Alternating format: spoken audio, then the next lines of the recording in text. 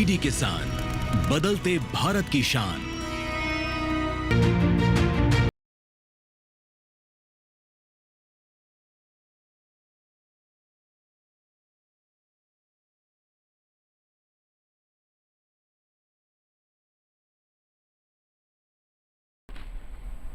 नमस्कार, स्वागत है आपका स्वस्थ किसान में। मैं हूं अंजू सिंह। स्वस्थ किसान एक ऐसा कार्यक्रम है जो कि आपके स्वास्थ्य का ख्याल रखता है। जी हां, हम अपने कार्यक्रम के माध्यम से विभिन्न विषय लेकर आते हैं जो कि आपके स्वास्थ्य से जुड़े हुए हैं। हमारे किसान, हमारे दर्शक स्वस्थ रहें, इसीलिए हम इन विषयों को विस्तार से कार्यक्रम में शामिल करते हैं, इन पर चर्चा करते हैं और आपके सवालों को भी यहाँ पर जगह मिलती है। हमारे विशेषज्ञ उनका जवाब देते हैं। तो आज हम बात करने वाले हैं बहुत ही ख़ास विषय के बारे में। जी हाँ, आपकी किडनी स्वस्थ हो, आपको किसी तरह का यूरिन इन्फेक्शन ना हो, इसलिए बहुत ज़रूरत है कि आप इसका शुरुआत से ध्यान रखें। अगर किसी तरह का लक्षण दिखाई देता है तो उसको सही समय पर ट्रीट करें। कई बार ये होता है कि पेशाब में दर्द होता है और उसे हम इग्नोर कर देते हैं और ये समस्या आपकी किडनी तक पहुंच जाती है। कौन कौन से लक्षण हैं जिन्हें ध्यान देने की ज़रूरत है ताकि आपका जीवन स्वस्थ रहे, किसी तरह का विकार ना आपके जीवन में आए और आपका जो एक जीवन स्तर है वो बेहतर रहे, आप स्वस्थ और खुशनुमा जीवन बिता सकें। तो आज हम बात करेंगे इसी के बारे में कि कैसे आप अगर किसी भी तरह के ऐसी समस्या से घिरे हुए हैं तो इसका समाधान कैसे निकाला जाए। जी हाँ, हम आज बात कर रहे हैं किडनी की पेशाब से होने वाले इन्फेक्शन के बारे में। तो आइए नज़र डालते हैं आज का हमारा जो विषय है उसके बारे में आपको बता दें। तो हमारा विषय है प्रोस्टेट, मूत्र विकार और किडनी स्टोन। तो इन तीनों ही विषय के बारे में जो कि आपस में जुड़े हुए हैं, इनके बारे में विस्तार से बात करेंगे। और देखिए, अगर हम बात करें गुर्दे की, तो गुर्दे की पथरी का जो इलाज है वो भी अब काफ़ी सुगम हो गया है, लेकिन इससे होने वाला दर्द बहुत असहाय होता है और कई बार जब आप इसे इग्नोर कर देते हैं, सही समय पर ट्रीट नहीं करते हैं, तो चीज़ें काफ़ी ज़्यादा बिगड़ जाती हैं, गंभीर हो जाती हैं। तो इसीलिए अगर आप भी किसी समस्या से परेशान हैं तो ज़रूर इसके बारे में आज के कार्यक्रम में बताएं। हमारा टोल फ्री नंबर आप नोट कर लें जिसके माध्यम से आप हमें संपर्क कर सकते हैं 1800-113060। दूसरा नंबर 1800-113061। इसके साथ ही आप अपने सवाल हमें ईमेल भी कर सकते हैं। जी हाँ, हमारा ईमेल आईडी आपके लिए हम यहाँ पर दिखा रहे हैं, जिस पर आप हमें ईमेल करें और लाइव आपके सवालों को हम कार्यक्रम में शामिल करेंगे। ये हमारा नया ईमेल आईडी है swasthkisanlive2024@gmail.com। तो आपके सवालों का हमें इंतज़ार रहेगा। आप हमें ईमेल कर सकते हैं, हमारे टोल फ्री नंबर पर कॉल कर सकते हैं। और जी हाँ, बिल्कुल आप अपने किडनी का पूरा ख्याल रखें, क्योंकि हम पेशाब को गंदा कहते हैं, लेकिन दरअसल पेशाब गंदा नहीं होता है। वो एक गंदगी को, जो टॉक्सिन्स हैं, जो ऐसी चीज़ें हैं जो कि हमारे शरीर के लिए, हमारे ब्लड के लिए अच्छी नहीं है, उन्हें निकालने का काम करता है। तो ये भी बहुत ज़रूरी है कि आप इन बातों पर भी ध्यान दें जिन पर अक्सर हम चर्चा नहीं करते। इन पर बात करने से हम कहीं ना कहीं संकोच करते हैं, लेकिन संकोच कोई समाधान नहीं है। समाधान है एक हेल्दी डिस्कशन, और उसी को हम लेकर आज के कार्यक्रम में आपके सामने प्रस्तुत हुए हैं। तो आइए हमारे जो खास मेहमान हैं उनसे आपकी मुलाकात करवा दें। हमारे साथ डॉक्टर अनूप कुमार हैं, प्रमुख यूनिट यूरोलॉजी विभाग, सफदरजंग अस्पताल, दिल्ली से। सर, बहुत बहुत स्वागत है आपका कार्यक्रम में। और हमारे साथ डॉक्टर मनोज कुमार हैं, अतिरिक्त प्रोफेसर यूरोलॉजी विभाग, एम्स अस्पताल, दिल्ली से। सर, आपका भी बहुत बहुत स्वागत है। तो आप देख सकते हैं कि बहुत ही खास हमारे साथ मेहमान है, विशेषज्ञ है, इस विषय पर बहुत ही विस्तार से और बारीकी से आपको जानकारी देंगे। बस आवश्यकता यह है कि आप भी यहाँ पर अपने सवाल हम तक पहुँचाएं और अगर किसी भी तरह का लक्षण है, कोई आशंका है, तो उसे यहाँ पर दूर करने का हम प्रयास करेंगे अपने विशेषज्ञों के माध्यम से, सही मार्गदर्शन करके। आगे बढ़े उससे पहले रिपोर्ट देख लेते हैं।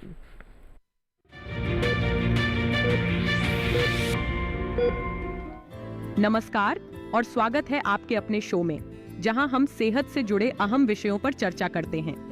आज हम बात करेंगे मूत्र विकारों और उनके कारणों की। अगर पेशाब के दौरान जलन या दर्द महसूस हो रहा है, उसका रंग बदल रहा है या उसमें तेज गंध आ रही है, तो ये मूत्र रोग के लक्षण हो सकते हैं। पेशाब में रुकावट, बार बार पेशाब की इच्छा या उसका अनियंत्रित प्रवाह भी इन समस्याओं की ओर इशारा करते हैं। इन कारणों से मूत्राशय में सूजन, शरीर में बुखार और कमजोरी जैसी परेशानियां हो सकती हैं। हमारा शरीर मूत्र विसर्जन के लिए एक ड्रेनेज सिस्टम का सहारा लेता है, जिसमें गुर्दे, मूत्रवाहिनी और मूत्राशय शामिल हैं। अगर इस सिस्टम में किसी भी तरह की समस्या हो तो मूत्र विकार हो सकते हैं। धन्यवाद भूमि। अब बात करते हैं मूत्र विकार के खास कारणों की। गुर्दे की पथरी, जिसे आमतौर पर किडनी स्टोन कहा जाता है, इनमें से एक प्रमुख कारण है। ये खनिजों के कठोर कण होते हैं जो मूत्राशय को पूरी तरह खाली करने में परेशानी के कारण बनते हैं। इसके लक्षणों में पीठ, पेट या कमर में तेज दर्द और पेशाब में खून आना शामिल है। दूसरा बड़ा कारण है बढ़ी हुई प्रोस्टेट ग्रंथि, जो सिर्फ पुरुषों में पाई जाती है। उम्र के साथ इसका आकार बढ़ने लगता है और यह मूत्र मार्ग पर दबाव डालती है, जिससे पेशाब का प्रवाह बाधित हो सकता है। यह स्थिति BPH यानी बिनाइन प्रोस्टेटिक हाइपरप्लासिया कहलाती है। इसके मुख्य कारणों में मूत्र मार्ग में संक्रमण, हार्मोनल बदलाव या चोट शामिल हैं। दोस्तों, इन विकारों का समय पर इलाज संभव है। दवाइयों, थेरेपी या सर्जरी के जरिए इनसे राहत पाई जा सकती है।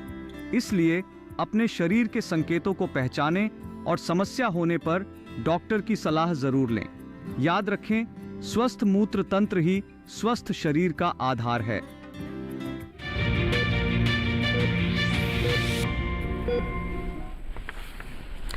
तो भी आपने रिपोर्ट देखी जिसमें हमने बहुत विस्तार से जानकारी दी। भूमि और कृष्ण ने हमें बताया कि कैसे आप अपनी किडनी का ख्याल रखें, किस किस तरह के विकार हो सकते हैं और कोई भी इन्फेक्शन हल्के में आप ना लें। सर, शुरुआत प्रोस्टेट से ही करते हैं। सबसे पहले तो हमारे दर्शकों को समझाएं कि ये क्या है, इस ग्रंथि का रोल क्या होता है, और जैसा कि हमने बताया भी रिपोर्ट में कि आम तो मतलब ये पुरुषों में ही होता है। ये प्रोस्टेट जो है ग्रंथि है जो यूरिनरी ब्लैडर जिसमें हमारा यूरिन स्टोर होता है उसके नीचे लोकेशन होता है इसका प्राइमरी जो फंक्शन है वो रिप्रोडक्टिव हेल्थ में होता है।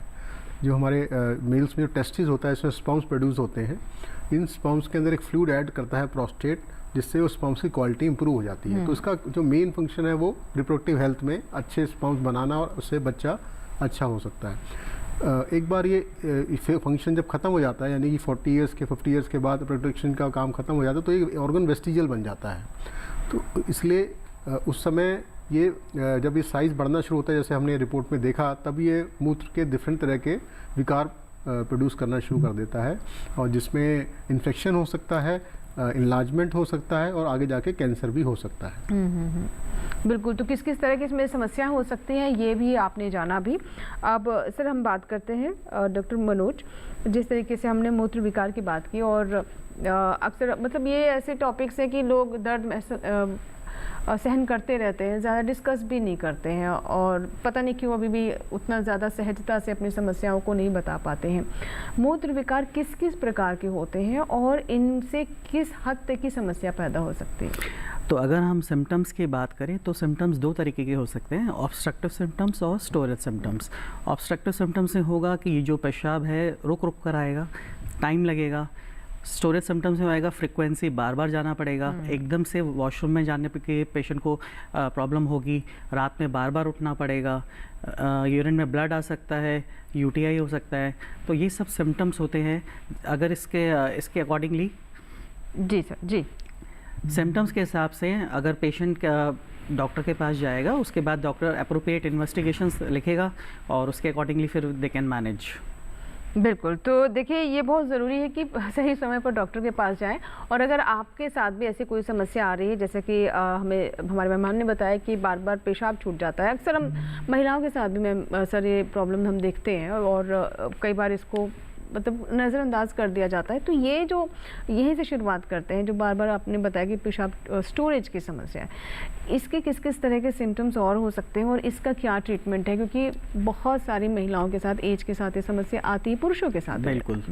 तो जैसे भी बात हुई थी, अगर मेल पेशेंट में, पुरुषों में अगर ये प्रॉब्लम आ रही है और एज 50 प्लस है, 60 प्लस है, तो हम सोचेंगे कि प्रोस्टेट की वजह से प्रॉब्लम आ रही है। बट अगर सिमिलर प्रॉब्लम्स वुमेन्स में आ रही है, उसमें प्रोस्टेट ग्लैंड नहीं होता, तो हमारा जो कॉमनेस्ट डायग्नोसिस होता है वो होता है UTI, मतलब यूरिन में इन्फेक्शन। उसका इन्फेक्शन का रीज़न ये होता है, आमतौर पे जो यूरिन पैसेज की जो नली होती है फीमेल्स में, वो बहुत छोटी होती है, तो इन्फेक्शन कैच होने के ज़्यादा चांसेस होते हैं। उसको असेंडिंग इन्फेक्शन हम बोलते हैं। तो अगर अनकॉम्प्लिकेटेड UTI है, वो काफ़ी बार पेशेंट्स अपने आप ट्रीटमेंट ले लेता है तो पता भी नहीं लगता है वो। लेकिन अगर यही प्रॉब्लम बार बार रिकर होए तो हमें फर्दर टेस्ट करके देखना होता है कि कोई कंजेनाइटल प्रॉब्लम तो नहीं है। जी जी बिल्कुल। सर, अब प्रोस्टेट पर आते हैं कि इसके भी सिम्टम जैसे यूरिन मूत्र विकार हैं, और इसके सिम्टम एक तरीके से एक जैसे ही काफ़ी हद तक होते हैं। तो ये कैसे समझे, क्या जैसे टेस्ट से ही पता चलेगा या फिर जो पेशेंट है वो भी अपनी सूझबूझ से समझ सकता है कि ये सिम्टम्स दरअसल हैं क्या? प्रोस्टेट के सिम्टम्स जैसे हम डिवाइड करते हैं डिजीज़ वाइज, और ये एज के हिसाब से नॉर्मली हम उसको डिवाइड करते हैं। जो यंग पेशेंट्स होते हैं उसमें प्रोस्टेट में इन्फेक्शन, जिसको हम कहते हैं प्रोस्टेटाइटिस, काफ़ी कॉमन होता है। और इसमें जो सिम्टम्स होते हैं, पेशेंट को बुखार आना, तेज़ बुखार आता है, फीवर, उसके साथ में यूरिन में जलन शुरू हो जाती है, कई बार यूरिन में खून आता है, पेशाब का रुका जो फ्लो है वो कम हो जाता है, और कई केसेस में अगर बहुत ज़्यादा सीवियर है तो पेशाब रुक जाता है। तो ये बहुत ही सीवियर, हम कहते हैं एक तरह का इमरजेंसी होता है, एक्यूट प्रोस्टेटाइटिस, जो कि यंग लोगों में होता है, नॉर्मली 20 से 40 साल के बीच में होता है। तो ये सिम्टम्स तो हो गए इन्फेक्शन के। अब हम आते हैं बिनाइन प्रोस्टेटिक एनलार्जमेंट, जैसे डॉक्टर मनोज ने बताया कि वो हम 50 साल के बाद देखते हैं। उसमें 2 तरह के सिम्टम्स जैसे उन्होंने बताया, ऑब्स्ट्रक्टिव और इरिटेटिव, और वो सिम्टम्स उन्होंने डिस्क्राइब किए। उसके बाद हम बात करते हैं कैंसर। कैंसर जो है नॉर्मली 50 साल के बाद ही होता है। इनिशियली जो सिम्टम्स होते हैं कैंसर के वो सेम होते हैं जो बिनाइन प्रोस्टेटिक एनलार्जमेंट के होते हैं। इसलिए हमारा जो कैंसर, हम प्रोस्टेट का कई बार इग्नोर करते हैं। पेशेंट सोचता है कि ये तो नॉर्मल प्रोस्टेट ही हो सकता है, उसको इग्नोर करता है। तो शुरुआत में तो सिम्टम्स सेम रहते हैं, बट जैसे जैसे कैंसर बढ़ता है, पेशेंट को पेशाब में खून आता है, पेशेंट को पीछे बैक में पेन स्टार्ट हो जाता है, क्योंकि कैंसर बोन में चला जाता है, कई बार लंग्स में चला जाता है, तो खून की खांसी आ सकती है, या उसको जॉन्डिस हो सकता है क्योंकि जो लीवर में चला गया। इस तरह के एडवांस फेज में सिम्टम्स आते हैं। तो ये सिम्टम्स जैसे मैंने बताए हर एक डिजीज़ के हिसाब से अलग हैं। अगर आप सही समय पे एक यूरोलॉजिस्ट को जाके दिखाते हैं तो एक बड़े सिंपल टेस्ट करके हम इसको डायग्नोस कर सकते हैं, और टेस्ट बड़े सिंपल हैं, सभी सरकारी अस्पतालों में बड़े इजीली अवेलेबल हैं, और ट्रीटमेंट इसका बहुत सरल है। जी जी बिल्कुल। अब सर हम आते हैं, एक कॉलर है, उनसे बात करते हैं। हेलो हेलो, सोनिया जी हमारे साथ है, झारखंड से इन्होंने कॉल किया है। सोनिया जी स्वागत है आपका स्वस्थ किसान में, बताइए क्या सवाल है? हेलो जी जी नमस्कार सोनिया जी। नमस्ते, बताएं सोनिया जी क्या सवाल है? झारखंड से हम हमारे साथ है आप फोन लाइन पर। मेरे भी 2 दिन पहले हमने टेस्ट करवाया था तो उसमें निकला कि मेरे भी गुर्दे में पथरी है। अच्छा सर, तो कुछ उसके लिए खाने पीने में क्या परहेज कर सकते हैं या क्या दवा ले सकते हैं? पथरी का अगर साइज बता पाएं, वो पथरी का साइज क्या है? मैम पथरी का साइज तो नहीं बताया गया, पर डॉक्टर ने कहा कि आपको भी किडनी में स्टोन है। तो देखिए, हर किडनी स्टोन का जो ट्रीटमेंट है वो साइज़ के और साइट के हिसाब से डिफ़ाइन होता है। अगर किडनी में छोटा स्टोन है, अगर हम माने 6 से 7 mm से छोटा स्टोन है, तो पानी अगर आप ज़्यादा पिएंगे तो अपने आप यूरिन के रास्ते फ्लश आउट हो जाता है, उसके लिए अलग से कोई ट्रीटमेंट करने की ज़रूरत नहीं होती। बट अगर वही स्टोन को हम छोड़ देते हैं और वो धीरे धीरे बढ़ना शुरू हो जाता है, तब उसके लिए फिर हमें दूसरे प्रोसीजर्स है उसको अपनाना पड़ता है। तो इसलिए अभी आपके केस में हमें डायग्नोसिस कंफर्म नहीं है। तो अगर आपको पेन हो रहा है तो आप एक अल्ट्रासाउंड कर अपना स्टोन का साइज़ मेजर कर सकते हैं। अगर वो छोटा है, जैसे मैंने बताया 7 mm से है, तो अपने आप निकलने के चांसेस ज़्यादा है। तो आप दिन में, जैसे आपने खाने पीने के लिए पूछा, तो पानी का इंटेक अच्छा रखना है। दिन में 2.5 से 3 लीटर पानी पीना है, डेली 1 गिलास दूध पीना है, नींबू संतरा खाना है। तो ये सब खाने के जो इम्पोर्टेंट चीज़ें हैं ये है। सर एक हमारे पास ईमेल भी आया, अभी भी मेल आया हमारे पास। ये दर्शक हैं दीपक, जिनकी एज है 44 साल, और प्रॉब्लम्स इन्होंने बताया जो यूरिन बहुत फ्रीक्वेंट पास होता है, फ्रीक्वेंट यूरिनेशन की समस्या है। तो इसे किस तरीके से समझा जाए सर? 44 year mail. हाँ जी, नेम, इनका नाम दीपक है सर। तो जैसे बस सर से डॉक्टर अनूप ने भी डिस्कस किया था, 40 साल में जो कॉमनेस्ट कॉज होता है वो इन्फेक्शन होता है। तो इस एज में हम प्रोस्टेट के बारे में नहीं सोचेंगे, रादर हम इन्फेक्शन के बारे में सोचेंगे। तो सबसे पहले तो हमें पेशेंट का यूरिन को जांच के लिए भेजना है। यूरिन रूटीन बोलते हैं और यूरिन कल्चर बोलते हैं। तो कल्चर में जो भी इन्फेक्शन आता है उसके हिसाब से एंटीबायोटिक स्टार्ट की जाती है। और अगर यही इन्फेक्शन पेशेंट को बार बार होए तो हमें फिर फर्दर टेस्ट करके देखना पड़ता है। ऐसा तो नहीं है कि पेशाब के रास्ते में कहीं कोई रुकावट है जिसको स्ट्रिक्चर बोलते हैं, या किडनी में कोई सूजन आई हुई है जिसकी वजह से ये सब प्रॉब्लम बन रही है। जी जी, एक हमारे साथ दर्शक है और कुछ और ईमेल्स आए सर, हम अभी उसे भी शामिल करेंगे। नंद स्वरूप जी हमारे साथ है उत्तर प्रदेश के बाराबंकी से। नंद स्वरूप जी स्वागत है आपका स्वस्थ किसान में, बताएं क्या सवाल है? हेलो जी नमस्कार। नमस्कार सर, मेरा नाम नंद स्वरूप मिश्रा है बाराबंकी से। मैं जानना चाहता हूँ, जो ये गुर्दे में पथरी होते हैं, इसके कारण क्या होते हैं, किस लिए ये होती है? दूसरी चीज, शुरुआती दौर में इसके लक्षण क्या है, और ये कितने mm तक पथरी बगैर ऑपरेशन के निकल जाते हैं, बाकी ऑपरेशन करना पड़ता है? और जो पेशाब होता है, कुछ लोगों का पेशाब गाढ़ा होता है, किसी का पीला होता है, किसी का जो है लच्छेदार होता है, जैसे टपकता है। तो हमको कितना पानी पीना चाहिए जिससे हमारे गुर्दे स्वस्थ रहें, और ये जो पीला पेशाब है, गाढ़ा पेशाब है, इससे भी छुटकारा मिले? ठीक है नंद स्वरूप जी, काफ़ी अच्छे सवाल हैं आपके, और मेरा काम आसान कर दिया इन्होंने। और जी सबसे पहले इनका लास्ट में क्वेश्चन लेता हूँ कि वो बड़ा इंपॉर्टेंट है कि कितना पानी पीना चाहिए। कितना पानी पीना चाहिए? देखिए, ये जो पानी का इंटेक है हमारी एज के हिसाब से हम इसको sir sorry to interrupt you, लेकिन मैं यहाँ पर एक चीज़ और भी दर्शकों की तरफ से पूछना चाहूँगी। आजकल ये बहुत है कि टेक लॉट ऑफ वाटर, खूब पानी पियो, लेकिन वो खूब पानी 4-4, 5-5 लीटर पानी पीना, क्या ये सही है? देखिए, excess of everything is harmful for the body. इसलिए मैं इम्पोर्टेंट एक संदेश देना चाहता हूँ कि हमारी बॉडी को कितना पानी चाहिए जिससे हमारा यूरिन बिल्कुल क्लियर कलर का आए, हमें उतना पानी पीना है। और ये जो पानी की रिक्वायरमेंट है एज के हिसाब से चेंज होती जाती है। अगर हम एक बच्चे की बात करते हैं, 15 साल से कम बच्चा है एज में, तो उसको अराउंड 1 से 1.5 लीटर अगर वो पानी पीता है तो उसके लिए उसका अराउंड आउटपुट 1 से 1.5 लीटर के अराउंड यूरिन आएगा। लेकिन अगर हम एक एडल्ट की बात करते हैं, हेल्दी एडल्ट, तो गर्मियों में उसका इंटेक ज़्यादा होना चाहिए। गर्मियों में हमारा लॉस ज़्यादा होता है, अराउंड जैसे डॉक्टर साहब ने बताया कि 2.5 से 3 लीटर गर्मियों में बोलते हैं, यानी 10 से 12 गिलास। इसके जब वो ऐसा पिएगा तो उसका जो यूरिन है बिल्कुल क्लियर आएगा, अराउंड 2 लीटर वो यूरिन प्रोड्यूस करेगा। अगर हम सर्दियों की बात करते हैं, हमारी बॉडी की रिक्वायरमेंट कम हो जाती है क्योंकि हमारा एज सच लॉस कम हो जाता है। तो हमें जो सर्दियों में पीना है अराउंड 1.5 से 2 लीटर पीना है, यानी कि 6 से 8 गिलास। उसमें अगर हम ऐसा पीते हैं तो हमारा आउटपुट अराउंड 1.5 से 2 लीटर आएगा। तो ये हो गया आपका एडल्ट। जैसे जैसे हमारी एज बढ़ती है, 70 years plus, 80 year plus, again हमारी बॉडी की रिक्वायरमेंट कम हो जाती है। फिर हम उसको 1.5 से 2 लीटर, 1 से 1.5 लीटर के अराउंड में रखते हैं। तो एज के हिसाब से आपको चेंज करना है। और जिनको पहले से हार्ट की प्रॉब्लम है, किडनी की प्रॉब्लम है, जिनको लीवर की प्रॉब्लम है, उनको पहले से ही अपने इंटेक को कम रखना है। अगर ज़्यादा पी लेंगे, जैसे आपने बताया 4 से 5 लीटर लोग कहते हैं, तो आपकी बॉडी में पानी की मात्रा ज़्यादा हो जाएगी और आप जो है रिटेंशन में चले जाएंगे। तो ये बहुत इंपॉर्टेंट है, कितना पानी पीना चाहिए। सबसे इंपॉर्टेंट है, जैसे इन्होंने श्रोता ने एक दर्शक बता रहे थे कि कलर चेंज हो जाता है। अगर आपका यूरिन कलर डार्क येलो आ रहा है, डेट मीन्स आपका हाइड्रेशन ठीक नहीं है। तो आपको इंटेक बढ़ाना है। अगर आपका क्लियर आ रहा है, डेट मीन्स आपने एडिक्वेट अमाउंट में यूरिन जो है लिक्विड लिया है। जो कहते हैं गंदा आता है, गंदे कारण 2 हो सकते हैं। एक तो प्रोटीन लॉस, जिसमें झाग बनते हैं। प्रोटीन लॉस के कई सारे कारण हैं, इन्फेक्शन, डायबिटीज़, हाइपरटेंशन, या इन्फेक्शन हो गया एज सच, तो उसमें गंदा जो है यूरिन आएगा जिसमें स्मेल आती है।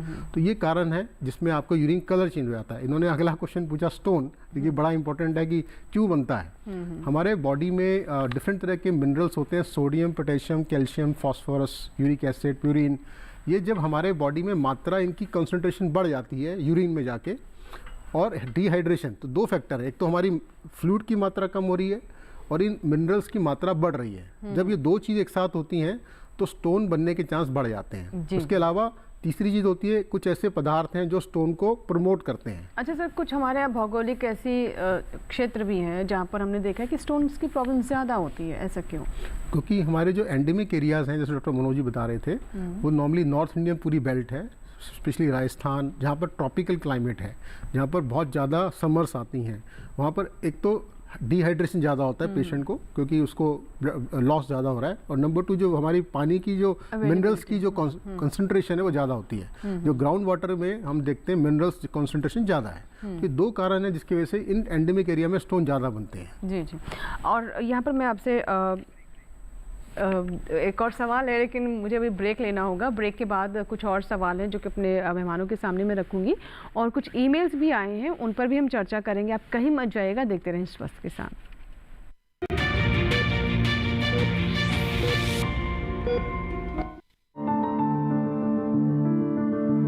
फसल में कीट लगा हो या कोई बीमारी, पशुपालन में हो कोई दिक्कत या चाहिए कोई जानकारी, फोन उठाएं, नंबर मिलाएं और कहें हेलो किसान। हेलो किसान, हेलो किसान, हेलो किसान। सोमवार, बुधवार और शुक्रवार शाम 6 से 7 बजे सिर्फ डीडी किसान पर।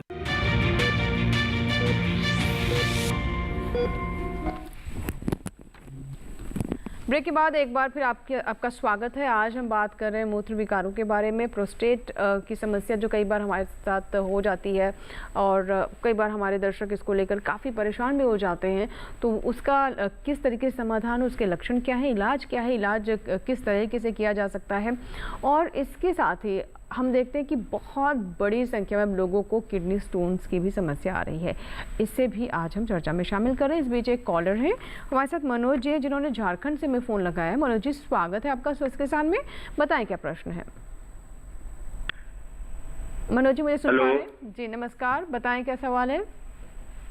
हमारा सवाल है ऐसे कि पीठ के थैला में 16 mm का पथरी है। कितने mm का? 16 mm का। 16 mm का, ठीक है। इसको क्या करने से क्या होगा? डॉक्टर के पास गए, अल्ट्रासाउंड करा, बोलते कि ऑपरेशन करने के लिए। कहाँ पर है ये आपका, ये स्टोन कहाँ है? क्या बोले? ये स्टोन गुर्दे में है ना? ये पथरी, पीठ का थैला जो होता है, पीठ का थैला। अच्छा ठीक ठीक सर। इसमें फ़र्क क्या होता है? पित्त की थैली के जो स्टोन्स होते हैं, जिनको गॉल स्टोन्स बोलते हैं, वो कोलेस्ट्रॉल स्टोन्स होते हैं, और जो किडनी स्टोन्स होते हैं वो डिफरेंट होते हैं। तो जब भी अगर पित्त की थैली में स्टोन्स बने हैं और वो परेशान कर रहे हैं पेशेंट को, तो उस केस में पूरा पित्त की थैली ही निकालना पड़ता है। स्टोन्स क्लियर करते हैं तो दोबारा स्टोन बनने के चांसेस होते हैं, तो उसका ऑपरेशन जनरल सर्जरी वाले डॉक्टर करते हैं। तो अगर पेशेंट को परेशानी है, सिम्टम्स है, तो उसका ऑपरेशन ही इलाज है। अगर सिम्टम्स नहीं है और पथरी दिक्कत नहीं कर रही तो उसको छोड़ सकते हैं। जी सर, एक हमारे पास ईमेल हो रहा है, वो भी हम ले लेते हैं। ये हमारे दर्शक हैं, इन्होंने ना अपना नाम लिखा है ना अपनी एज बताई है, जो मेरे पास मिला है, लेकिन समस्या मैं यहाँ पर आपको बता दूँ। ये कह रहे this difficulty in passing urine after holding it and for last 1 year he is going through this problem. और जब ये कुछ लिक्विड ले लेते हैं तो जो यूरिन पास करने की फ्रीक्वेंसी काफ़ी, दीपक नाम इनका, फ्रीक्वेंसी काफ़ी बढ़ जाती है।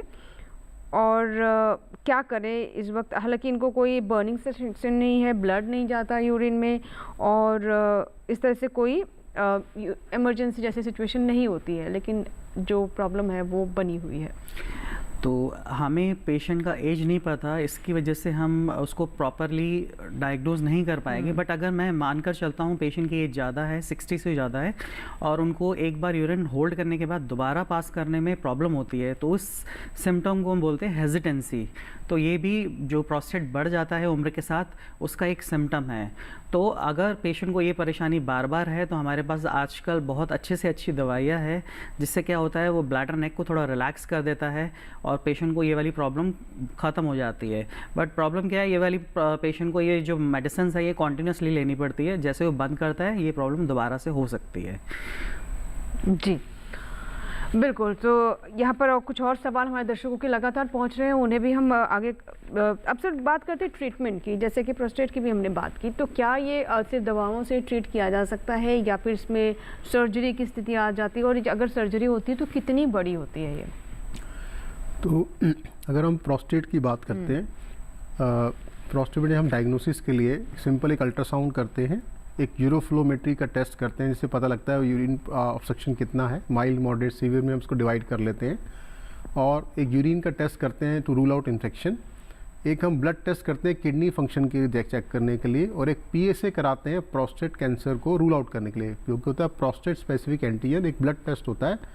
अगर ये 4 से ज़्यादा होता है इन एब्सेंस ऑफ इन्फेक्शन तो ये कैंसर हो सकता है। फिर 4 मैंने आपको सिंपल टेस्ट बताए, ये हर एक यूरोलॉजिस्ट जो है जब पेशेंट इस तरह से आता है उसको करता है।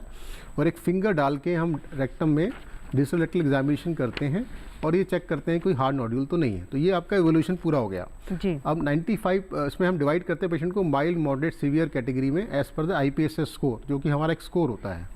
माइल्ड पेशेंट जो होता है इसका स्कोर, उसको हम मेडिसिन से ट्रीट कर सकते हैं। जैसे डॉक्टर साहब बता रहे थे, एक मेडिसिन आती हैं जिससे प्रोस्टेट साइज छोटा हो जाता है और जो नली पेशाब की जो जारी होती है उसके मसल को हम रिलैक्स करके उसके रास्ते को चौड़ा कर देते हैं। तो कुछ दवाइयाँ हम देते हैं जिससे फ्लो आपका इम्प्रूव हो जाता है। तो माइल्ड टू मॉडरेट कैटेगरी में दवाइयाँ काम करती हैं अराउंड 80 to 90% लोगों में। सिर्फ 5 to 10% ऐसे मरीज होते हैं जिसमें सीवियर कैटेगरी के ऑब्स्ट्रक्शन होता है, या इरिटेशन सिम्टम्स साथ में होते हैं जिसमें हमें सर्जरी करनी पड़ती है। तो सर्जरी हमेशा एक लास्ट रिजॉर्ट होता है और सर्जरी के इंडिकेशंस होते हैं, उसके हिसाब से हम डिसाइड करते हैं। और सर्जरी आजकल बड़े, जैसे आपने पूछ रहे थे, आधुनिक तरीके से होती है। जी जी जी। पहले ओपन तरीका होता था, बड़ा इंसिन लगा के हाथ से उसको हम पूरा इनुकुलेशन करते थे। आजकल TURP से, दूरबीन से निकालते हैं या लेज़र से हम उसको निकाल सकते हैं। जी जी। तो ये प्रोस्टेट का ट्रीटमेंट जो है इस तरह से हम डायग्नोस करके कर सकते हैं। बिल्कुल।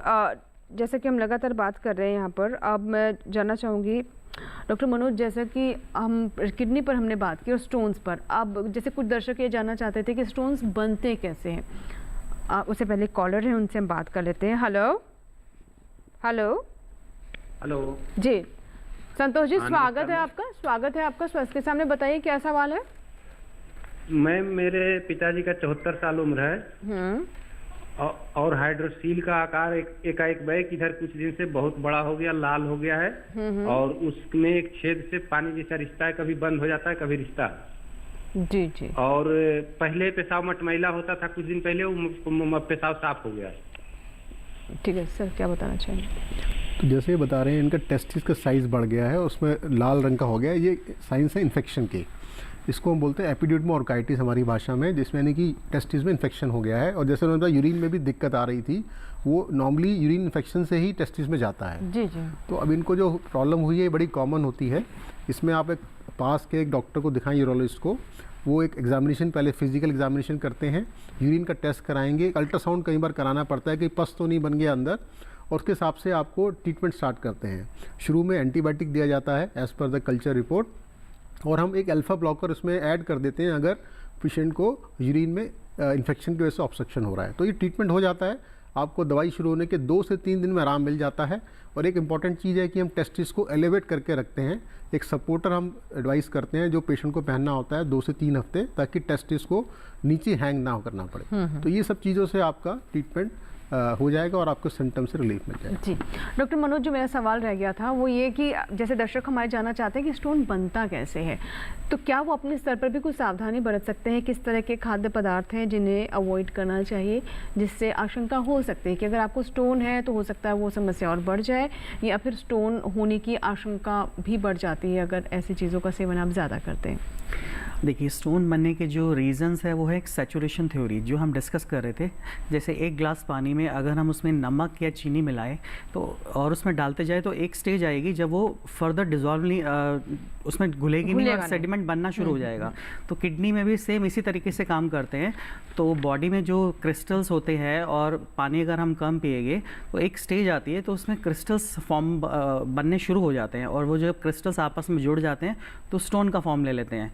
तो अगर वो स्टोन का साइज़ छोटा है, जैसे 7 या 8 mm से नीचे है, तो वो अपने आप पास आउट हो जाते हैं। बट अगर वही क्रिस्टल्स बढ़ जाते हैं और साइज़ बढ़ जाता है तब वो दिक्कत पैदा करते हैं। और दिक्कत फिर डिपेंड करता है कि वो स्टोन्स कहाँ पर बने। अगर किडनी में स्टोन्स है तो पेन ऊपर होगा, अगर लेकिन वही स्टोन्स अगर पास होने की कोशिश करेगा तो यूरेटर में फंस सकता है, तो उस टाइम पेन थोड़ा नीचे भी हो सकता है, टेस्टिस में भी जा सकता है, इनर थाइज में जा सकता है। तो स्टोन जहाँ पे रुकता है उसके हिसाब से पेशेंट को सिम्टम्स हो सकते हैं। जी जी। एक दर्शक है ज्ञानेश, जिन्होंने महाराष्ट्र से हमें फ़ोन लगाया है। आइए जल्दी से उनका सवाल ले लेते हैं। जी ज्ञानेश जी, स्वागत है स्वस्थ के सामने, बताइए क्या सवाल। हेलो जी बताएं। हाँ मैडम जी।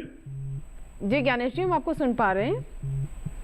हाँ जी, हम जो खेती में पानी सींचते हैं ना, तो हम कभी कभी वो खेती का पानी पी लेते हैं, तो हमारे यूरिन में जो डॉक्टर साहब बोलते हैं कि वो इन्फेक्शन हुआ है, वो क्या उससे होता है? डॉक्टर आप सर आपसे जो ये बात करना चाह रहे हैं कि कई बार ये पानी खेत वाला पी लेते हैं, तो डेफिनेटली आपको खेत का पानी नहीं पीना चाहिए, क्योंकि खेत का पानी जो है वो प्यूरिफाइड नहीं होता है। एक तो उसमें अभी बात कर रहे थे जो खनिज पदार्थ हैं ज़्यादा होते हैं। हो सकता है सर खेत में आप पेस्टिसाइड इस्तेमाल करते हैं। जी, इसमें एक तो खनिज पदार्थ ज़्यादा है, पेस्टिसाइड और केमिकल फर्टिलाइजर्स हो सकते हैं, और तीसरा उसके अंदर इन्फेक्शन हो सकता है, बैक्टीरियल इन्फेक्शन भी हो सकता है, क्योंकि वो कंटेमिनेशन हो सकता है। तो आपको खेत का पानी नहीं पीना चाहिए। आप पानी को उबाल के तब पी सकते हैं, या अगर आपके घर में आरओ तो आरओ यूज़ कर सकते हैं। और इन्फेक्शन इससे हो सकता है, अगर ये जो पानी आप पीने से आपको स्टोन बनता है तो वो इन्फेक्शन को प्रमोट कर सकता है। जी जी। यहाँ एक और मेरा सवाल है डॉक्टर मनोज आपसे, क्योंकि कई बार हमारे दर्शक ये भी कहते हैं कि क्या ज़्यादा नमक के सेवन से, हालांकि जैसे कि सर ने भी बताया कि excess of anything is bad for your health, तो क्या नमक जो लोग ज़्यादा लेते हैं वो, और इसके अलावा प्रोटीन का सेवन ज़्यादा करते हैं, क्या उससे भी पथरी होने की आशंका होती है? बिल्कुल, नमक खाने में ज़्यादा नहीं लेना चाहिए, वो हमारे हार्ट के लिए भी नुकसान करते हैं, और ब्लड प्रेशर के पेशेंट्स को तो बिल्कुल ही मना किया जाता है एक्स्ट्रा नमक ना ले जाए। प्लस अगर हम सोडियम एक्सेस लेंगे तो कैल्शियम जो है वो ज़्यादा एक्सक्रीट आउट होता है किडनी में, जिससे स्टोन्स फॉर्मेशन होने के ज़्यादा चांसेस होते हैं। तो खाने में नमक कम ही लेना है। साथ में जैसे मैंने बताया, लोगों में एक मिथ होता है कि दूध में कैल्शियम होता है और स्टोन भी वाइट होते हैं, तो कैल्शियम दूध पीने से उनको स्टोन बन जाएगा, बट एक्चुअल में ऐसा नहीं होता। कैल्शियम क्या करता है, वो ऑक्जेलेट के साथ बाइंड कर कर एक्सक्रीट आउट हो जाता है, तो ऑक्जेलेट एब्जॉर्ब नहीं होता और फिर स्टोन्स नहीं बनते। इसलिए डेली दूध तो लेना ही है पेशेंट को, चाहे पेशेंट को स्टोन्स हो या ना हो। जी जी बिल्कुल। डॉक्टर अनूप, अब यहाँ पर मेरा आपसे सवाल है कि जिस तरीके से हम बचाव की भी बात करते हैं, तो कई बार हमारे यहाँ पता नहीं क्यों थोड़ी टेंडेंसी है कि कोई भी प्रॉब्लम है तो उसे हम लिंगर ऑन होने देते हैं कि डॉक्टर के पास ना जाना पड़े। जब ये किडनी की प्रॉब्लम होती है, चाहे वो स्टोन है या फिर आपका पेशाब में किसी तरह की समस्या है, इसे डिले करना कितना ख़तरनाक हो सकता है? क्या ये एक जो सामान्य सा महसूस होने वाला या फिर पेशाब पास करने में समस्या होना या जलन होना, ये आपकी किडनी तक को भी क्षति पहुंचा सकता है? क्या उन्हें ख़राब कर सकता है? ये जानना बहुत ज़रूरी है, क्योंकि कई बार हम बहुत लापरवाह हो जाते हैं। बिल्कुल, आपने बिल्कुल सही कहा। ये सिम्टम्स जो शुरुआती सिम्टम्स होते हैं, जो शुरू में हमें सिंपल लगते हैं, आगे जाकर हमारी किडनी को डैमेज कर सकते हैं। अगर हम स्टार्ट करते हैं स्टोन से, ये डॉक्टर मनोज जी बता रहे थे कि स्टोन हमारा किडनी में पड़ा हुआ है और जाके उसने पेल्विस या यूरेटर को जाके ब्लॉक कर दिया है और हमने इसको ट्रीट नहीं किया। शुरू में तो हल्का पेन होता है, फिर धीरे धीरे करके इन्फेक्शन शुरू हो जाता है। इन्फेक्शन के बाद कई बार ब्लड भी आता है और फाइनली किडनी जो है डैमेज होकर किडनी ख़राब हो जाती है। तो ये तो किडनी डैमेज हो गई, नंबर 1। इन्फेक्शन हो गया, पस बन गया, उसको पायोनेफ्रोसिस कहते हैं, सब कॉम्प्लिकेशन ऑफ स्टोन है। अब हम प्रोस्टेट की बात करते हैं, उसमें भी सेम होता है। प्रोस्टेट को अगर हम छोड़ दें बिना ट्रीटमेंट के, पेशेंट को पहले रिकरेंट इन्फेक्शन होगा, ब्लड जाएगा, फिर उसको स्टोन बन जाता है ब्लैडर में और फाइनली बैक प्रेशर की वजह से किडनी खराब हो जाती है। ये हो गया आपका प्रोस्टेट। इसी तरह से कैंसर में भी सेम है। अगर हम कैंसर को ट्रीट नहीं करते हैं, छोड़ देते हैं, उसमें तो आपके किडनी खराब होने के साथ साथ आपकी स्टेज 4 कैंसर हो सकता है अगर आपने टाइम से ट्रीट नहीं किया। तो सारी चीज़ें अगर आप समय से ट्रीट ना करें तो आपके कॉम्प्लिकेशंस बहुत ज़्यादा हो सकते हैं। जी जी बिल्कुल। तो देखिए, सामान्य सा आपको दिखने वाला इन्फेक्शन या जिसे आप सोच रहे हैं कि थोड़ी बहुत दवाएं लेकर के आप उसे ट्रीट कर लेंगे या फिर उसे इग्नोर करते रहते हैं, ये बहुत गंभीर हो सकते हैं, आपकी किडनी तक पर बना सकते हैं और फिर वो एक अलग लेवल का ट्रीटमेंट हो जाता है। फिलहाल यहाँ पर हम एक छोटा सा ब्रेक लेंगे और ब्रेक के बाद भी आज के इस विषय पर, जो कि बहुत महत्वपूर्ण है आपकी सेहत के लिए, आपके स्वास्थ्य के लिए, और विस्तार से चर्चा होगी। आपकी कॉल्स लेंगे, आपके ईमेल्स लेंगे, आप कहीं मत जाइएगा, देखते रहें स्वास्थ्य के साथ।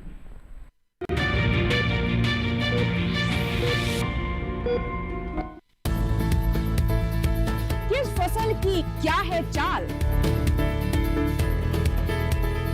किस मंडी का क्या है हाल,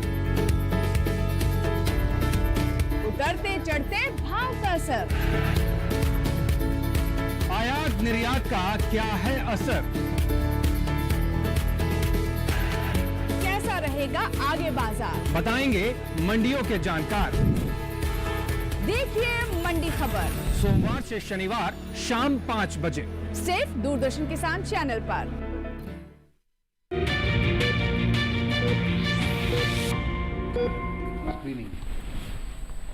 ब्रेक के बाद एक बार फिर आपका स्वागत है। आप देख रहे हैं स्वस्थ किसान और आज हम बात कर रहे हैं पेशाब में होने वाली समस्याओं के बारे में। किडनी और प्रोस्टेट की जो समस्या हो जाती है, कई बार बढ़ जाता है और इन्फेक्शन हो जाते हैं, कई तरह की समस्याएं आती हैं, तो इस पर भी हम चर्चा कर रहे हैं। इस बीच एक कॉलर है हमारे साथ, सुरजीत है, जिन्होंने भटिंडा से हमें कॉल किया है। आइए इनका सवाल ले लेते हैं। सुरजीत जी, स्वागत है आपका स्वस्थ किसान में, बताएं क्या सवाल है। सुरजीत जी, टेलीविजन को पहले म्यूट कर दें, अपना सवाल बताएं। हेलो। हाँ जी जी बताइए सुरजीत जी, क्या सवाल है। मुझे पेशाब बहुत जल्दी जल्दी आता है। क्या पेशाब बहुत जल्दी आता है। अच्छा, रात को पेशाब 4-5 बार उठता हूँ। उम्र कितनी है उनकी? उम्र कितनी है आपकी सुरजीत जी? रात को 4-5 बार उठ के पेशाब करता हूँ। उम्र कितनी है, एज कितनी है आपकी? 69। 69? हाँ जी 69 ना? कोई हार्ट की प्रॉब्लम? 69 जी। अच्छा ठीक है। और कोई हार्ट की प्रॉब्लम क्या? तो कोई आप दवाएं ले रहे हैं दिल की? हार्ट की तो कोई नहीं थे, डॉक्टर मुझे कहते भी आपको हर्निया है, इसके भी असर रहता है। देखिए, जैसे आपने बताया आपको रात में 3 से 4 बार उठना पड़ता है पेशाब के लिए, तो आप ये बता सकते हैं दिन में आप ठीक रहते हैं या दिन में भी कोई परेशानी रहती है पेशाब की? फ़ोन कट गया सर। अच्छा ठीक है, तो अगर जैसे उन्होंने बताया कि उनको जो बार बार उठने की परेशानी होती है रात में, इस चीज़ को हम नॉक्चूरिया बोलते हैं। तो इसमें 2 चीज़ें होती है, हमें देखना होता है पेशेंट को साथ में हार्ट की प्रॉब्लम तो नहीं है। तो नॉक्चूरिया का रीज़न जो होता है एक कार्डियक कॉज भी होता है और एक यूरोलॉजिकल कॉज भी होता है। अगर हम मानकर चलते हैं जैसे उन्होंने कहा कि कोई हार्ट की दिक्कत नहीं है, तो इस एज में प्रोस्टेट बढ़ने की वजह से ये परेशानी बढ़ सकती है। तो अगर उन्होंने कोई मेडिसिन शुरू नहीं करी तो जो टेस्ट डॉक्टर अनूप ने बताए थे वो टेस्ट कराने के बाद हम मेडिसिन शुरू कर सकते हैं, उससे इनका जो परेशानी है उसमें इनको लाभ मिलेगा। बिल्कुल। अब हम ट्रीटमेंट पर आते हैं सर। जैसे स्टोन की भी हम बात कर रहे थे, तो स्टोन का आज के टाइम पे किस किस तरीके से ट्रीटमेंट हो सकता है, और जैसे आप साइज़ के बारे में बताए थे कि इतना साइज़ होना चाहिए, किस किस तरीके से इसका ट्रीटमेंट किया जा सकता है सर, आप बता दें। जी, तो किडनी का साइज इन साइड, जैसे डॉक्टर मनोज बता रहे थे, बड़ा इंपॉर्टेंट है। किडनी से हम शुरू करते हैं। अगर वो किडनी के पेल्विस में है या पोल्स में, अपर मिडल लोअर, तीन इस तरह की साइड्स होती हैं। स्टोन का साइज़ अगर आपका 5 मिलीमीटर से छोटा है तो वो हाइड्रेशन थेरेपी हम बोलते हैं। हाइड्रेशन करने से स्टोन, और एक हम कई बार पोटेशियम सिट्रेट करके एक सिरप देते हैं ताकि यूरिन का पीएच हम चेंज कर देते हैं। तो ये 2 चीज़ें करके और खान पान करने से स्टोन निकल सकता है। लेकिन साइज़ अगर आपका बड़ा है, इससे 1 सेंटीमीटर से 1.5 सेंटीमीटर तक है, तो हम उसको विदाउट सर्जरी एक प्रोसीजर होता है, उसको बोलते हैं extra corporal shock wave lithotripsy, ESWL, जिसमें विदाउट एनेस्थीसिया हम बाहर से एक शॉक वेव से स्टोन को ब्रेक करते हैं और वो मूत्र के रास्ते चूरा चूरा होकर निकल जाता है। बट ये हर एक कंडीशन में नहीं होता, इसके लिए कई फैक्टर्स हैं। जैसे स्टोन साइज़ बताया मैंने, उसका एक हाउसफुल यूनिट होता है जो हम CT में चेक करते हैं। अगर स्टोन बहुत हार्ड है तो ये काम नहीं करेगा, बट ये एक तरीका है। अगर साइज़ बड़ा है 1.5 सेंटीमीटर से ज़्यादा, तो आजकल हम लोग उसको पंक्चर करके, PCNL बोलते हैं, एक किडनी में छोटा सा पंक्चर करते हैं, उसमें फिर दूरबीन डाल के पथरी को तोड़ के निकाल देते हैं। इसी को हम, अगर ये स्टोन नीचे आ गया, नली के अंदर आ गया, जैसे डॉक्टर मनोज कह रहे थे नीचे आ जाता है, तो उसमें हम 2 तरीके से कर सकते हैं। छोटे स्टोन है लेस देन 1 सेंटीमीटर, तो स्टिल शॉक वेव कर सकते हैं अगर अपर यूरेटर में है। और अगर शॉक वेव से नहीं काम कर रहा तो RIR से एक नई टेक्निक है, दूरबीन के रास्ते हम जाते हैं और पथरी को लेज़र से तोड़ देते हैं। तो ये 1 टाइम प्रोसीजर होता है, तो पथरी निकल जाती है जी। इसी तरह से अगर स्टोन नीचे ब्लैडर में बन गया है, उसमें भी हम ऐसा कर सकते हैं, दूरबीन से पथरी को तोड़ के निकाल सकते हैं। तो ये आज की एडवांस टेक्नोलॉजी आ गई है, कोई चीरा नहीं लगाना पड़ता, और पेशेंट जो है सेम अगले दिन तक घर चला जाता है और जल्दी ठीक हो जाता है। जी बिल्कुल।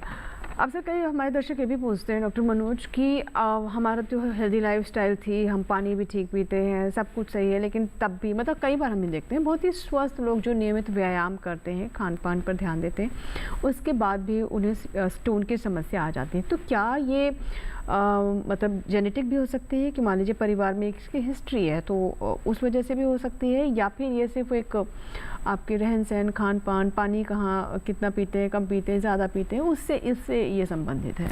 जेनेटिक भी एक रीज़न होता है, बट वो वाला जो परसेंटेज है वो बहुत कम होता है। जैसे हाइपर ऑक्सिलूरिया, सिस्टीन स्टोन, हाइपर सिस्टीन्यूरिया, ये वाला होता है, बट लेकिन उसकी जो परसेंटेज है बहुत कम है।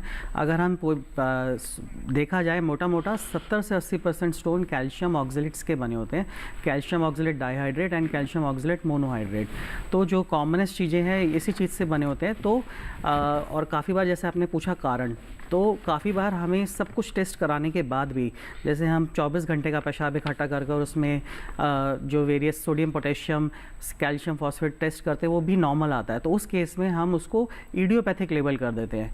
इसका मतलब हमें उसका कोई रीज़न नहीं मिला है, तो बस हम उसको बचाव कर सकते हैं, प्रिवेंशन कर सकते हैं, ताकि वो स्टोन बढ़े ना और दिक्कत ना करे। जी जी ठीक है सर। एक और हमारे पास ईमेल आया है, ये प्रमिला सिंह है और उससे पहले मैं एक कॉलर हैं उनका सवाल ले लेती हूँ। रोशन जी हमारे साथ हैं, हरिद्वार से उन्होंने कॉल किया है। जी रोशन जी, स्वागत है आपका स्वस्थ किसान में, बताएं क्या सवाल है। पहले रोशन जी टेलीविज़न को म्यूट कर दीजिए। हाँ जी, पहले टीवी को म्यूट कर दें। हेलो जी जी बताएं। हेलो जी जी, आप तक मेरी आवाज़ पहुंच पा रही है? हाँ जी पहुंच रही। हाँ जी बताएं, सवाल बताइए। जी मेरे स्टोन में है ना, स्टोन है गुर्दे में। सर कुछ और पूछना चाहते हैं सवाल? साइज हाँ सवाल अपना ये बताएं कि साइज कितना है स्टोन का और कहाँ पर है ये? 11.7 mm की जी। गुर्दे में कोई सूजन तो नहीं है? आप पूछ नहीं सकते। आप मेरी आवाज़ सुन पा रहे हैं? जी आपकी आवाज़ पहुँच रही है। तो गुर्दे में कोई सूजन तो नहीं बताया गया? 11.7 mm की। हाँ जी, तो गुर्दे में कोई सूजन तो नहीं बताया गया? सूजन हल्की सूजन भी है जी। अच्छा, और बाकी दूसरी किडनी नॉर्मल है? हल्की सूजन है सर। हाँ, और ये स्टोन आपको पहली बार बना है? हाँ जी हल्की सूजन है। अच्छा, तो देखिए जैसे सर ने बताया है स्टोन का साइज़ आपका 10 mm से बड़ा है, तो उसका अपने आप निकलने के चांस कम है। तो एक विधि होती है ESWL जिसकी बात कर रहे थे, शॉकवेव की मदद से हम स्टोन को चूरा में बदल देते हैं, फिर वो पेशाब के रास्ते अपने आप निकल जाता है। तो आपको ये जो ESWL कराने से पहले एक CT स्कैन करके कंफर्म करना पड़ेगा कि आपका जो स्टोन है सॉफ्ट है या हार्ड है। तो अगर ये सॉफ्ट होगा तो ESWL की जो विधि है काफ़ी लाभकारी होती है। जी, एक हमारे पास ईमेल भी आया है, ये प्रमिला है जिन्होंने हमें उत्तर प्रदेश के मिर्ज़ापुर से मेल भेजा है और इनकी एज है 38 इयर्स और ये कहते हैं कि इनकी किडनी में स्टोन है, 2 स्टोन है 2 mm के साइज़ के। तो क्या इनको इसका ऑपरेशन कराना चाहिए, क्योंकि कभी दर्द होता है, कभी नहीं होता है, कभी ठीक हो जाता है? डॉक्टर लोग 2 mm उन्होंने आपने बताया, 2 mm को हम स्टोन ना बोल के कॉन्क्रीशंस बोलते हैं, यानी कि स्टोन से एक स्टेज पहले जिसे प्रिकर्सर ऑफ स्टोन। इस तरह के कॉन्क्रीशंस में सर्जरी की ज़रूरत नहीं है, ये मेडिसिन से डिज़ोल्व हो जाएगा। आपको खान पान पे ध्यान देना है, जैसे अभी हम डिस्कस कर रहे हैं, पानी की मात्रा बढ़ाइए। एवरेज 8 से 10 गिलास आप पीजिए पानी, किसी भी तरह का लिक्विड आप ले सकते हैं जिससे आपकी यूरिन की मात्रा अराउंड 1.5 to 2 लीटर्स आए। नींबू संतरा आपको ज़्यादा लेना है। ड्राई फ्रूट्स, नॉनवेज और नमक का सेवन कम करना है। और जो है फिर आप अपने अल्ट्रासाउंड करा के इसको फॉलोअप में रखें। कई बार होता है स्टोन बढ़ता जाता है और साइज़ बढ़ के अगर बस 5 मिलीमीटर 6 मिलीमीटर से अगर ज़्यादा हो जाता है तो फिर ये चिंता का कारण हो सकता है, क्योंकि ये नीचे नली में आके फंस सकता है और दिक्कत कर सकता है। बट अभी तो इसी समय आप अगर ये सब का ध्यान रखेंगे तो आगे बढ़ना नहीं चाहिए। जी जी बिल्कुल। जैसे कि आपने बताया सर स्टोन्स वाली बात, और यहाँ पर कई बार ये भी होता है कि कुछ एक हमारे दर्शक हैं उनका सवाल ये होता है कि क्या हम अपने इस स्टोन का इलाज घरेलू किचन में क्या ढूंढ सकते हैं, क्योंकि हर किसी को डर लगता है कि हम दवाएं ना खाएं, हमें ऑपरेशन थिएटर ना जाना पड़े। तो क्या ऐसा हो सकता है? जैसे हमने बताया, अभी डॉक्टर मनोज जी बता रहे थे, छोटे स्टोन्स में तो हम बोल ही रहे हैं कि आपको सर्जरी नहीं करानी है, और मेडिसिन भी हम क्या कुछ नहीं देते, मेनली हाइड्रेशन होता है, डाइट का आपको थोड़ा प्लान बताते हैं, और एक पोटेशियम सिट्रेट मैंने बताया जो एक दवाई होती है जो स्टोन को डिसॉल्व कर देती है। एज सच आपकी किचन में मैं ऐसा कोई रिकमेंड नहीं कर सकता कि ये खाने से आपको मतलब स्टोन जो है जल्दी डिसॉल्व हो जाएगा। बट जैसे मैंने बताया, नींबू संतरा, इसमें विटामिन सी होता है। विटामिन सी क्या होता है, स्टोन को इनहिबिट करता है, स्टोन फॉर्मेशन को प्रिवेंट करता है। तो अगर आप विटामिन सी ज़्यादा लेंगे तो आपका स्टोन आगे नहीं बढ़ेगा। और जैसे मैंने बताया, ड्राई फ्रूट्स, नॉनवेज और नमक, ये चीज़ें जैसे डॉक्टर मनोज जी बता रहे थे स्टोन को प्रमोट करती हैं। तो ये चीज़ें को अगर आप खान पान में कम कर लें तो आपके स्टोन जो है प्रिवेंशन भी आप कर सकते हैं और उसको आगे बढ़ने से भी रोक सकते हैं। जी, अब ये दोनों ही सवाल, मेरे जो अगले 2 सवाल हैं, दोनों समस्याओं से जुड़े हुए। एक तो अगर मैं किडनी स्टोन्स की बात करूं और साथ ही प्रोस्टेट की बात करूं, उसमें भी क्या ये रीअकर हो सकता है? मान लीजिए पहले मैं प्रोस्टेट की बात कर लेती हूँ, इसे आपने ट्रीट करा लिया, आपने इसको ऑपरेट करा लिया, तो क्या ये फिर से स्वेल हो सकता है, बढ़ सकता है? ये अगर आपने प्रोस्टेट की सर्जरी कराई, TRP कराया या लेज़र सर्जरी कराई, तो 10 से 15 साल में ये रीग्रो कर सकता है। इसलिए हम पेशेंट्स को बोलते हैं कि सर्जरी के बाद आप फॉलोअप में ज़रूर रहें, और रीग्रो होने के बाद फिर हम अगेन रीअसेस करेंगे कि क्या सर्जरी करना है या मेडिसिन से काम चल जाएगा। तो ये तो हो गया प्रोस्टेट का बात। स्टोन एक ज़्यादा गंभीर विषय है, क्योंकि stone once you are a stone former, उसमें आपको रिकरेंस के चांसेस बहुत ज़्यादा रहते हैं, स्पेशली क्योंकि कुछ बायोकेमिकल डिफेक्ट्स हैं, जैसे डॉक्टर मनोज बता रहे थे, वो रिपोर्ट्स में नहीं आते हैं, हम इसको इडियोपैथिक लेबल कर देते हैं, बट वो डिफेक्ट्स तो हैं जिसकी वजह से आपके यूरिन में वो बार बार प्रेसिपिटेट हो रहा है क्रिस्टल्स। तो इसलिए एक बार आप स्टोन अगर आपको बन गया तो आपको दोबारा रिकरेंस होने के चांस 5 से 10 गुना बढ़ जाते हैं। इसलिए आपको फॉलोअप में हमेशा रहना है, डाइट का, हाइड्रेशन का ध्यान हमेशा रखना है।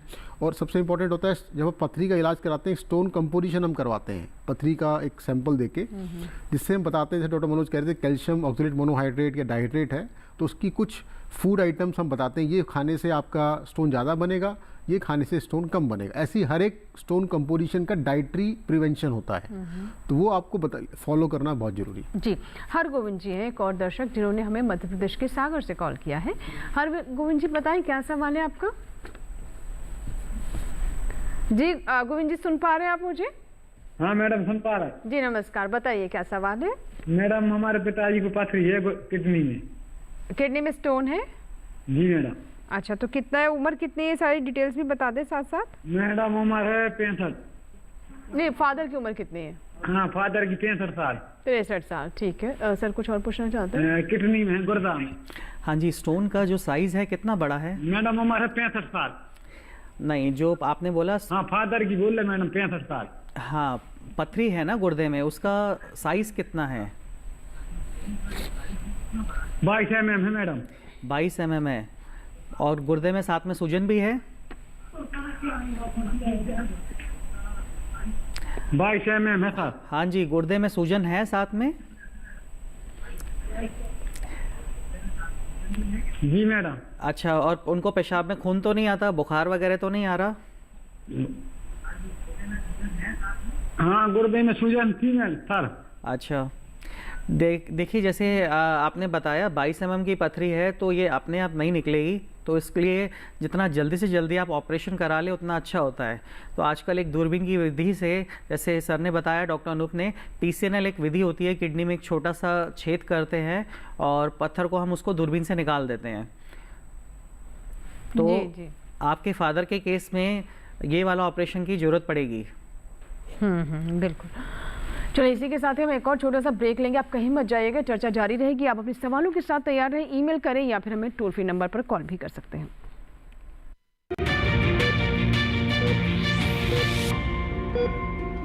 डीडी किसान ने कर ली है तैयारी, यहाँ मिलेगी पशुपालन की हर एक जानकारी, घर आंगन से लेकर व्यावसायिक फार्म तक, मुर्गी पालन से लेकर रेगिस्तान के जहाज तक। बीमारियों से पशुपालक बिल्कुल ना हो परेशान, विशेषज्ञ करेंगे आपकी समस्या का समाधान। देखिए अपना पशु चिकित्सक हर रविवार शाम 6:30 बजे दूरदर्शन किसान पर।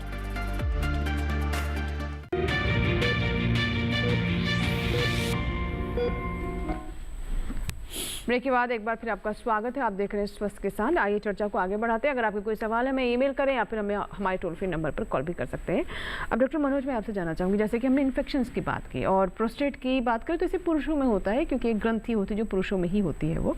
लेकिन जब हम यूरिन इन्फेक्शन यानी पेशाब से जुड़े संक्रमणों की बात करते हैं, तो क्या इसमें भी महिला और पुरुषों में भिन्न सिम्टम्स होते हैं? क्या ये भी अलग अलग तरह के होते हैं? देखिए, अगर सिम्टम्स की बात की जाए, सिम्टम्स सेम होते हैं। जैसे जब भी मतलब इन्फेक्शन के अलग अलग होते हैं, ये अलग अलग संक्रमण होते हैं। इन्फेक्शन अगर बात किया जाए, अगर हम यूरिन का कल्चर करा कर देखें तो इन्फेक्शन जो कॉमनेस निकलता है वो ई कोलाई की वजह से निकलता है, लेकिन उसका रीज़न फीमेल्स में अलग होता है और मेल्स में अलग होता है। मेल्स में प्रोस्टेट की वजह से प्रॉब्लम हो सकती है, फीमेल में जो यूरेथ्रा की लेंथ होती है उसकी वजह से प्रॉब्लम होती है, वो असेंडिंग इन्फेक्शन जिसको बोलते हैं।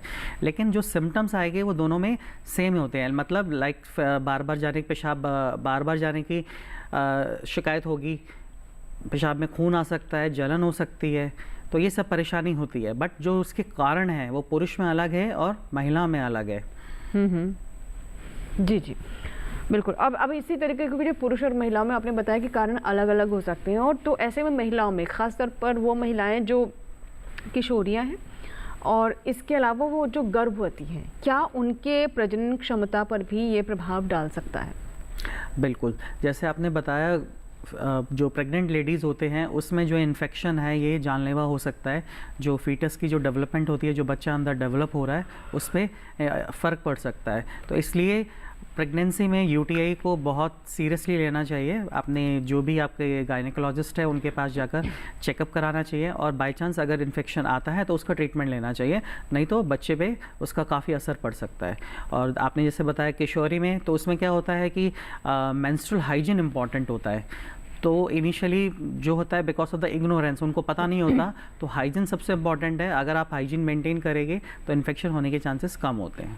जी सर, कुछ हमारे पास मेल आए हैं, वो भी हम ले लेते हैं। और ये इनका नाम है सुधांशु, इनकी उम्र 22 साल है और खाना खाने और पानी पीने के बाद हर 2-3 मिनट के बाद पेशाब आता है और स्वप्न दोष की भी समस्या हो रही है। प्रोस्टेट तो नहीं है क्या, मुझे ये जानना चाहते हैं। यंग है 22 साल के, तो डेफिनेटली प्रोस्टेट इलाजमेंट तो नहीं है, लेकिन जैसे मैंने बताया प्रोस्टेट इन्फेक्शन हो सकता है। जिनको पता है यूरिन बार बार जाते हैं, इसके भी कई कारण हो सकते हैं। एक तो उनको ब्लड शुगर चेक कराना चाहिए, क्योंकि आजकल टाइप 1 डायबिटीज़ काफ़ी कॉमन है इंडिया में। शुगर की वजह से हो सकता है, नंबर 1। नंबर 2 स्टोन की वजह से हो सकता है कि अगर स्टोन कहीं बन जाता है ब्लैडर में तो भी यूरिन बार बार जाने का एक अर्ज रहता है। तीसरा हो सकता है कि इनको स्ट्रिक्चर भी हो सकता है। अगर यूरिन में स्ट्रिक्चर बन जाता है यूथ्रा में, तो भी यूरिन पेशेंट को बार बार अर्ज होती है जाने की। तो ये तो कारण हो गए, तो जाके एक यूरोलॉजिस्ट को दिखाएंगे। सिंपल अल्ट्रासाउंड, फ्लो जैसे मैंने बताया था, यूरिन ब्लड टेस्ट करके हम डायग्नोस कर सकते हैं। दूसरा उन्होंने स्वप्न दोष बताया कि अलग एक बीमारी है। स्वप्न दोष से काफ़ी हमारे युवा ग्रस्त रहते हैं। एक बीमारी ना होके ये एक नॉर्मल फिजियोलॉजिकल प्रोसेस है। जब आप इंटरकोर्स नहीं करते हैं, काफ़ी समय तक सीमेन इकट्ठा हो जाता है, तो वो बाहर निकलने का उसको एक रास्ता चाहिए होता है, और वो नॉर्मली यूरिन के रास्ते ही निकलता है। तो इसलिए ये नॉर्मल है, इसको आप चिंता ना करें। स्वप्न दोष है, कोई बीमारी नहीं है, फिजियोलॉजिकल प्रोसेस। जी जी। और सर, अब प्रोस्टेट कैंसर पर भी हम बात कर लेते हैं, क्योंकि हमने इस पर काफ़ी हर एक पहलू पे बात की, लेकिन प्रोस्टेट कैंसर जैसे कि आप बता रहे हैं ये तक हो सकता है, तो ये कितना ख़तरनाक होता है? और क्या ये एज के ऊपर, मतलब जैसे जैसे आपकी उम्र बढ़ती है वैसे वैसे इसकी आशंका बढ़ती रहती है, या फिर ये भी किसी उम्र में हो सकता है? प्रोस्टेट कैंसर नॉर्मली 50 साल के बाद ही इसको नॉर्मली हम पाते हैं, एक्सेप्ट 40 ईयर्स प्लस में हम उसमें देखते हैं जिनका या तो ब्लैक अमेरिकन्स होते हैं या जिनकी फैमिली हिस्ट्री पॉजिटिव है। तो इंडिया में भी ऐसा पाया जाता है कि अगर आपके फादर को या आपके ब्रदर को हुआ तो आपकी 40 से 50 साल की उम्र में भी कैंसर हो सकता है, बट ये मात्रा कम होती है। अब ये तो हो गया कि एज क्या है, जैसे जैसे उम्र बढ़ेगा कैंसर होने के चांस बढ़ते जाते हैं। इसके जो सिम्टम्स हम बात कर रहे थे वो हमने अभी डिस्कस किया। शुरुआत की सिम्टम प्रोस्टेट इलाजमेंट जैसे होते हैं, जैसे जैसे कैंसर बढ़ता है वैसे वैसे इसके सिम्टम्स बदलते जाते हैं। इसके 3 स्टेज होते हैं। पहला स्टेज होता है लोकलाइज प्रोस्टेट कैंसर, जो कि प्रोस्टेट के अंदर ही है। सेकंड स्टेज होता है जब प्रोस्टेट के बाहर चला जाता है, इसको लोकली एडवांस प्रोस्टेट कैंसर कहते हैं। और लास्ट स्टेज होता है जब पूरे बॉडी में फैल जाता है। इसका ट्रीटमेंट भी जो है एज पर स्टेज होता है। आजकल जो कि नई टेक्नोलॉजी रोबोटिक सर्जरी आ चुकी है, तो इससे लोकलाइज सीए प्रोस्टेट में हम रोबोटिक सर्जरी करके प्रोस्टेट को निकाल देते हैं और कैंसर को ऑलमोस्ट क्योर कर सकते हैं। जैसे स्टेज आगे बढ़ता है तो सर्जरी के साथ हमें रेडिएशन थेरेपी या कुछ दवाइयाँ देनी पड़ सकती हैं। लेकिन ये बड़ा इंपॉर्टेंट है कि हम समय से इसका डायग्नोसिस करें, समय से ट्रीटमेंट कराएं, और एक स्क्रीनिंग के पे हम इसको जोर देते हैं, इसको हम स्मार्ट स्क्रीनिंग बोलते हैं। और पीएसए को स्क्रीनिंग कराना बहुत ज़रूरी है। जैसा कि अभी हम चर्चा कर रहे थे, 50 साल के बाद साल में एक बार पीएसए चेक कराएं और डॉक्टर से डीआरई एग्जामिनेशन करवाएं, ताकि अगर आपको कैंसर है तो उसका टाइम से इलाज हो पाए। जी जी। और डॉक्टर मनोज, मैं आपसे जानना चाहूँगी, एक हमारे पास सवाल आया है, इसका जवाब क्या हो सकता है? ये तरुण है, अजमेर राजस्थान से इन्होंने सवाल भेजा है, और ये कहते हैं कि मेरे दोनों किडनी में 9.8 और 9.5 यानी 9.8 और 9.5 mm का स्टोन है, और इसको 1 साल हो गए। क्या उपचार किया जा सकता है और खाने पीने में कौन सी सावधानियाँ रखनी होगी? मुझे IBS भी है, उम्र 27 साल। तो जैसे स्टोन का साइज़ बताया 9.8 एंड 9.5 और ये यूरेटर में है, किडनी में है? ये तो इन्होंने बताया कहाँ पर, दोनों किडनियों में है। ओके तो देखिए ऐसा होता है, कुछ पेशेंट्स जो रिकरेंट स्टोन फॉर्मर होते हैं वो बड़े से बड़ा स्टोन भी पास कर लेते हैं। तो ऐसे कोई एब्सोल्यूट वो वैल्यू नहीं है। जैसे नॉर्मली हम जैसे बोलते हैं 7 mm से छोटे स्टोन्स अपने आप निकल जाते हैं, बट कुछ पेशेंट्स 9 mm 10 mm के स्टोन्स भी पास कर लेते हैं, स्पेशली अगर उस पेशेंट्स में रिकरेंट स्टोन फॉर्मर है, क्योंकि उनका जो यूरेटर है, पीयूजी जंक्शन है, वो काफ़ी कैपेशियस हो जाता है। तो इट ऑल डिपेंड्स कि अगर ये फर्स्ट टाइम स्टोन बन रहा है और किडनी में साथ में सूजन आना शुरू हो गई है, तो उस केस में हमें कुछ ना कुछ विधि से इस स्टोन को निकालना पड़ेगा।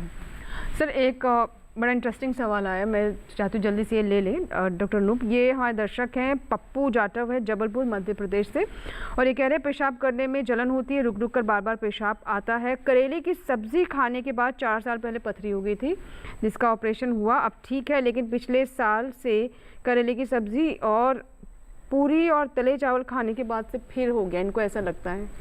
देखिए, हमारे देश में बड़ी मिथ्स एंड मिसकंसेप्शंस हैं खाने को लेकर। डेफिनेटली अगर आप ज़्यादा तला हुआ खाना खाते हैं तो ये हमारे बॉडी के लिए ठीक नहीं है, बट ये कहना सही नहीं होगा कि करेले की सब्जी खा के आपको स्टोन बन गया या चावल पूरी खा के स्टोन बन गया।